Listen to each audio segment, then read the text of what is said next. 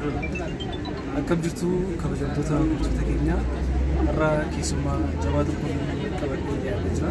Nama guddaa hayyoo Oromoo nama jabaa Oromoo qabudha.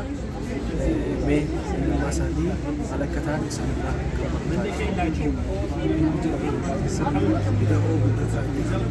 Wayda'uu guddataa jedhamu.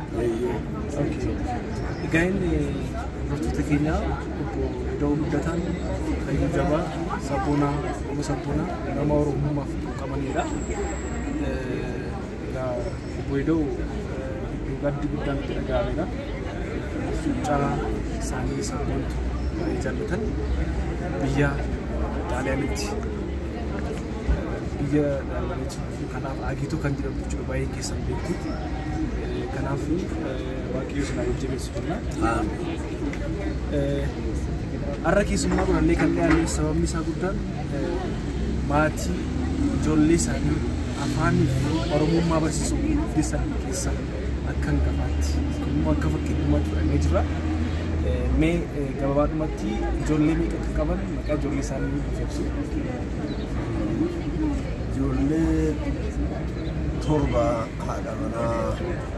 haadha agiituurraa ijoollee torban qaba.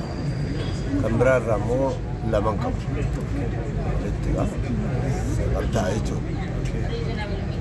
Ishiin duraa Leessaa Ida'oo, Agiituu Ida'oo, Caaltuu Ida'oo, Kumaa Ida'oo, Ayyaantuu Ida'oo,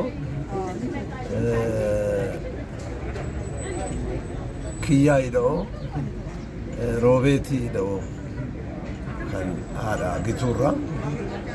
Kan biraa immoo Obsee Ida'oo, Kallacha Ida'oo kanan qaba. Baay'ee galatooma. Maqaan ijoollee keessanii moggaastan maqaan isaa maqaa addaati. Maqaa ergaa guddaa dabarsudha. Mee Oromummaa fi afaan eenyummaa akkamitti ilaaltu? Oromummaa jechuun afaan ofii tokkoffaa maqaa ofiitti baafachuun of ta'uudha. Kan immoo akka itti baradheeradha amma guyyaa yaadadhu obbo Leencoo Lataa biyya Ameerikaatii dhufanii wanjitti sukkaar faabirikaa hoggaa hojjetan achitti mana isaa wajjiniin turre Oromummaa yeroo sanii calqabee kan baradhe obbare. Eebas immoo Dr. Gammachuu Magarsaa fi kabajaa Dr. Ali Birraa waliin biyya kana keessa hojii adda addaa baay'ee waan wajjin hojjenne Oromummaa akkasittan baradhee obbare. Baay'ee galatooma.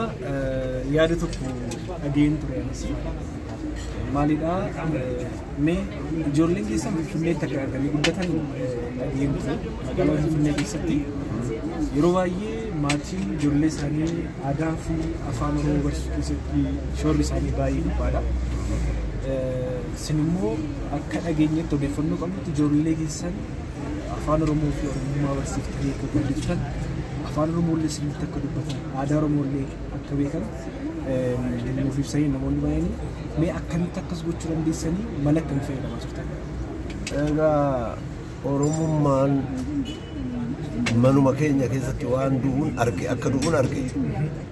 Kanaa jecha ijoolleen kun Finfinnee keessatti waan dhalattee guddatteef afaan akka baratan akkamitti baratan jedhee yaadeen baadiyyaa haadha koo bira iskoolarshippiin isin geessa jedhee fuudhee baadiyyaan geessa. Achitti re'ee hoolaa kana waliin naannoo sanitti haadha tiyya bira afaan namni afaan biraa beeku hin jiru afaan Oromoo malee achitti baratanii ganna achi galanii qonnas akka baratan horii akka torsiisanis aadaa Oromootis akka baratanii godhee kana ittan gammada. Baay'ee galatooma. Egaan hordoftoota keenya akkuma isaan hojjechuu jaalanii magaalaa irraa gara baadiyyaatti iskoolarshipii jedhanii ijoollee isaanii aadaa haala naannoo sanaa hubatanii akka isaan guddatan afaan Oromoo manatti akka isaan barsiisuu qaban ibsanii isaanii manatti afaan Oromoo barsiisuun cinatti xiqqoo magaalaa keessatti aadaa Oromoo barachuun xiqqoo ulfaachuu danda'a. Haala naannoo wajjin wal qabatee jechuudha. Isaan immoo baadiyyaatti geessanii akka isaan barsiisaa turan argineerra. Kanaaf kuni namoonni kaanillee ergaa guddaarraa baratu jennee yaadna. Mee yeroo baay'ee argina namoonni baay'een afaan isaanii guddisuu yeroo baay'ee afaan keenya guddisuu keessatti fi afaan keenya akkasumas immoo ajjeesuu keessatti kan gahee taphataa uumadha.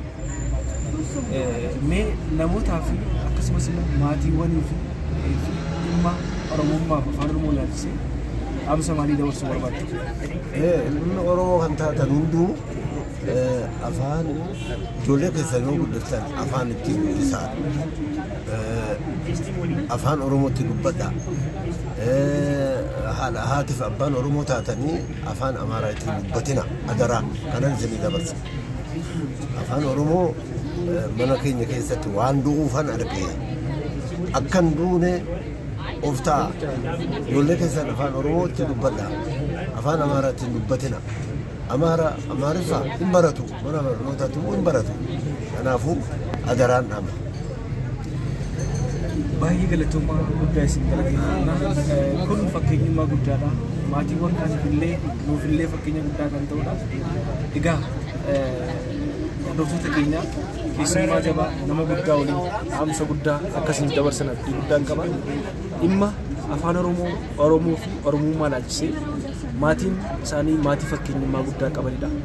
Baay'ee isaan galateeffannaa. Isaanis yeroo keessan irraa nuuf laattanii nu biratti argamu keessan guddaa galatoomaa. Isaaniifis immoo maatii isaaniif illee iddoo obboleettii keenyaaf jajjabina guddaa hawwinaa.